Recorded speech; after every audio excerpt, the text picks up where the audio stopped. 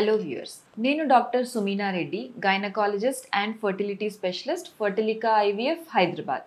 ఇవాళ మనం పుట్టబోయే పిల్లల్లో డౌన్ సిండ్రోమ్ లాంటి రిస్క్స్ ముందరగానే ఎట్లా గుర్తించవచ్చు, డౌన్ సిండ్రోమే కాదు వేరే ఏదైనా జెనెటిక్ ప్రాబ్లమ్స్ ఫ్యామిలీలో ఉన్నప్పుడు అది మన ఫ్యూచర్ జనరేషన్కి వెళ్లకుండా ఎట్లా ముందరే అరికట్టచ్చు అనే టాపిక్ గురించి మాట్లాడుకుంటున్నాం. మనం ముందర వీడియోస్లో మాట్లాడుకున్నట్టు ముఖ్యంగా స్త్రీ అంటే భార్య యొక్క వయసు 35 సంవత్సరాలు పైబడి ఉన్నా లేదా మీకు ముందర పుట్టిన బిడ్డల్లో ఎవరికైనా డౌన్ సిండ్రోమ్ కానివ్వండి, వేరే ఏదైనా జెనెటిక్ ప్రాబ్లమ్స్ ఉన్నా లేదా ఫ్యామిలీలో డౌన్ సిండ్రోమ్ రిస్క్ ఎవరికైనా ఉన్నా అంటే మీ సిబ్లింగ్ పిల్లలకు కానివ్వండి, మీ ఫ్యామిలీలో ఎవరికైనా ఇటువంటి ప్రాబ్లమ్స్ ఉన్నా కూడా మనం కొంచెం జాగ్రత్తలు తీసుకోవాల్సి ఉంటుంది.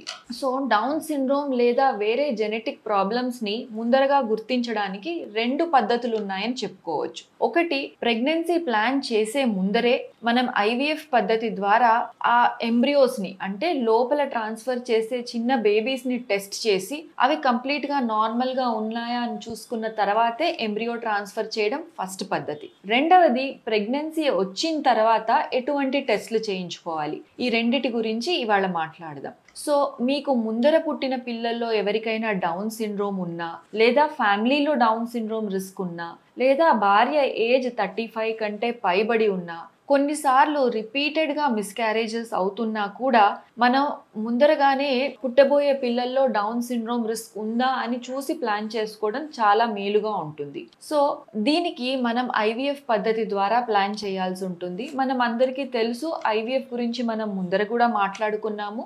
ఐవీఎఫ్లో మనం ఇంజెక్షన్స్ ద్వారా ఫాలికల్స్ అండ్ గుడ్లను పెంచి వాటిని చిన్న నీడిల్తో బయటికి తీసి భర్త యొక్క స్పర్మ్తో ఫర్టిలైజ్ చేసి ఎంబ్రియోని ల్యాబొరేటరీలో తయారు చేస్తాం. ఇటువంటి ఎంబ్రియోలో నుంచి కొన్ని సెల్స్ ని సెపరేట్ చేసి వాటిల్ని టెస్ట్ చేస్తాము. ఈ ఎంబ్రియోలో జెనెటిక్ కాంపోజిషన్ అంతా కరెక్ట్ గా ఉందా లేదా ఏదైనా క్రోమోజోమల్ ప్రాబ్లమ్స్ ఉన్నాయా అని. అట్లా టెస్ట్ చేసిన తర్వాత నార్మల్గా ఉన్న ఎంబ్రియోస్ని మటుకే మనం తల్లి గర్భసంచిలోకి ట్రాన్స్ఫర్ చేస్తాము.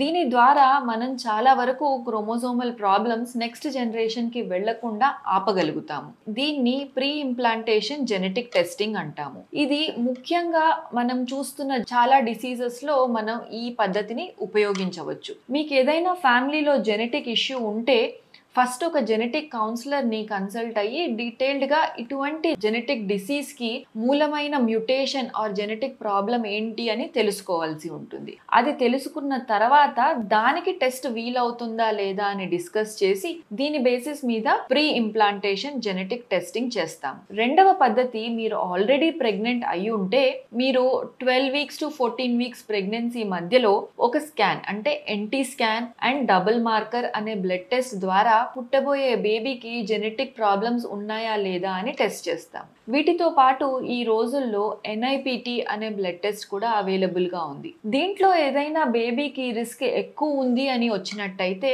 మనం ఫర్దర్ కన్ఫర్మేటరీ టెస్ట్ ఆమ్నియోసెంటసిస్ లాంటివి చేసి బేబీకి రిస్క్ ఉందా లేదా తెలుసుకోవచ్చు. కాకపోతే ప్రెగ్నెన్సీ అయిన తర్వాత మనకు టెస్ట్లో హై రిస్క్ ఉన్నప్పుడు మళ్ళీ భార్యాభర్త ఇద్దరు కూర్చొని ప్రెగ్నెన్సీ కంటిన్యూ చేయాలా లేదా, ఈ రిస్క్ ఎంత సివియర్గా ఉంది, ఇవన్నీ డిస్కస్ చేసిన తర్వాతే ఫర్దర్ డెసిషన్స్ తీసుకోవడానికి వీలు పడుతుంది. కాబట్టి 35 ఇయర్స్ పైబడ్డ వాళ్ళు లేదా ముందర ప్రెగ్నెన్సీస్లో జెనెటిక్ డిసీజ్ ఉన్న పిల్లలు ఉన్నవారు నెక్స్ట్ ప్రెగ్నెన్సీ ప్లాన్ చేసుకోవడానికి ముందర ఒక మంచి డాక్టర్ని కన్సల్ట్ అయ్యి అట్లాగే ప్రాపర్ జెనెటిక్ కౌన్సిలింగ్ తీసుకొని జాగ్రత్తగా ప్లాన్ చేసుకున్నట్టయితే నెక్స్ట్ ప్రెగ్నెన్సీస్లో ఇటువంటి ప్రాబ్లమ్స్ తక్కువ చేయవచ్చు. Thank you for watching. I'm doctor Sumeena.